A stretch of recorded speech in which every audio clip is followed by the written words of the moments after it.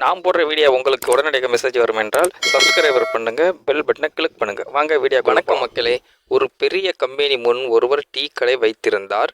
ஒரு நாள் அந்த கம்பெனி மேனேஜர் கடைக்கு வந்து டீ சாப்பிட்டு கொண்டே, நீங்கள் நல்லா நிர்வாகம் பண்ணுறீங்க, தொழிலை நல்லா வளர்த்துருக்கீங்க.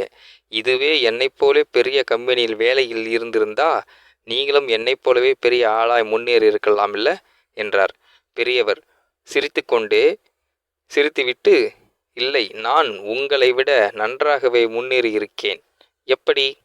10 வருஷத்துக்கு முன்ன நான் இந்த தொழிலில் நுழைந்து டீ கேனில் டீ விற்றபோது நீங்கள் அந்த கம்பெனியில் வேலைக்கு சேர்ந்திருந்தீங்க. அப்போ என் வருமானம் மாதம் 1000 ரூபாய். உங்கள் வருமானம் மாதம் 10,000 ரூபாய். நீங்கள் இப்போ மேனேஜர் ஆகிட்டீங்க. மாதம் 1 லட்சம் சம்பளம் வாங்குறீங்க. இப்போ எனக்கு சொந்தமாக இந்த கடை இருக்குது. இந்த வட்டாரத்தில் நல்ல பேரும் இருக்கு. நானும் மாதம் 1 லட்சமோ இல்லை அதைவிட அதிகமாகவே சில சமயம் சம்பாதிக்கிறேன்.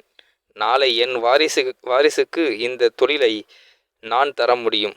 அவர்கள் என்னைப் போலவே ஜீரோவில் இருந்து துவங்க வேண்டாம்.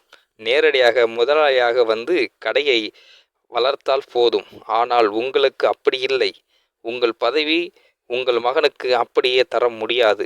உங்கள் இத்தனை வருஷ உழைப்பின் பலன் உங்கள் முதலாளி மகனுக்குத்தான் போகும். உங்கள் மகன் மீண்டும் ஜீரோவில் இருந்து தான் துவங்க வேண்டும். நீங்கள் பட்ட அத்தனை கஷ்டத்தையும் அவனும் படுவான்.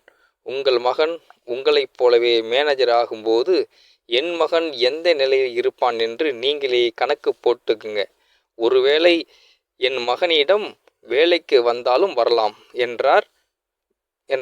மேனேஜர் குடித்த டீக்கு பணத்தை கொடுத்துவிட்டு ஓடிவிட்டார்.